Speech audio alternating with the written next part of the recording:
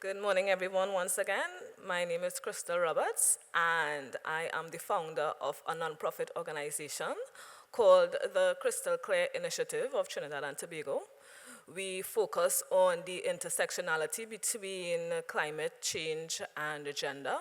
We also educate and empower women on climate justice and the effects of climate change. We mostly operate in rural communities, especially in the Rio Claro community in Trinidad. So climate change presents significant threats to human lives, infrastructure, livelihoods, but most importantly, it disproportionately affects the most vulnerable in our community. Effective climate change requires integrating gender consideration to ensure inclusivity and resilience. The objective of my presentation is to present a conceptual framework for incorporating gender into climate mitigation and adaptation strategies to foster equitable and resilient outcomes. The effects of climate change is not gender neutral. Like most things, it affects men and women differently. Gender and why it matters. Climate change, as I said before, women and men experience the effects of climate change differently in the spheres of differential exposure and vulnerability, distinct coping capacities, recovery processed shaped by social norms and rules. Understanding gender dynamics leads to more effective, inclusive responses to climate challenges. So looking at the framework focus on differential exposure, women and marginalized groups face unique risks, such as in livelihoods and employment, health and well-being, disaster response and recovery, food insecurity and nutritional deficiencies, access to water and energy, and gender-based violence in climate-related crises. So I want us to focus on livelihoods and employment. According to FAO in 2011, women comprise 43% of the agricultural labor force in developing countries.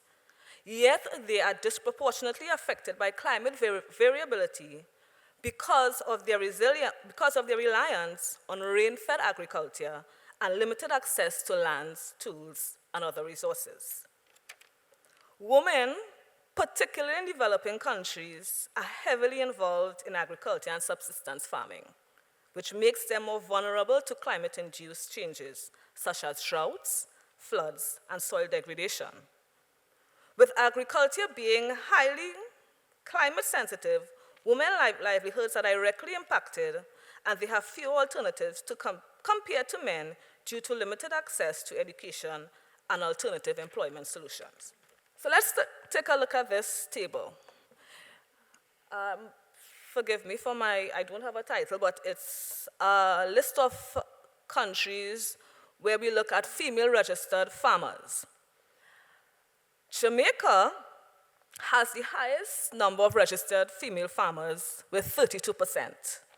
But interestingly, out of that 32%, only 11% of those farmers actually own the land under cultivation. This indicates that a large majority of rural women work and depend economically on land that does not belong to them. When we look at coping capacities, there is a difference in gendered capacities for adaptation, resilience, and recovery. I will not go through all, but as you see it here, decision-making power, access to resources, etc. In decision-making power, the UNFCCC in 2019 noted that despite being disproportionately affected by climate change, women hold fewer than 30% of decision-making positions in climate-related governance, limiting their ability to influence adaptation strategies that address gender-specific vulnerabilities. In gender recovery process, Post-disaster recovery should consider gender-specific needs. For example, unequal access to recovery resources, social norms and caregiving responsibilities, gender-based violence in post-disaster recovery, social norms and decision-making power in recovery, and the list goes on. UN Women in 2020 notes that instances of gender-based violence often spike during and after natural disasters, especially in emergency shelters and refugee camps, where women and girls are more vulnerable due to inadequate security and privacy. We don't need to go very far when we look at Haiti and what is happening in a disaster-prone area in that country. Disaster can exacerbate pre-existing gender inequalities and increase the risk of gender-based violence, including domestic violence, sexual assault, and exploitation. Displacement, economic instability, and the breakdown of social safety nets following climate-related disasters make women more vulnerable to violence, which in turn hampers their ability to recover. When we look at women as active agents of change, engaging women as active agents in climate change, in climate actions, efforts hold significant importance for several reasons, such as enhanced effectiveness, community resilience, including decision-making and empowerment and agency, among others. Some policy recommendations. We need inclusive decision-making. And when I say inclusive decision-making, involving women in leadership roles within climate planning and disaster management. What my organization has noticed is that there are a lot of these government agencies being set up and calling. They will have, for example, a committee of 10. And they were throwing one woman and they said, we are being gender inclusive. That is not inclusivity. We want to be a part of real decision making, where we don't want sprinkles, we want real inclusive decision making.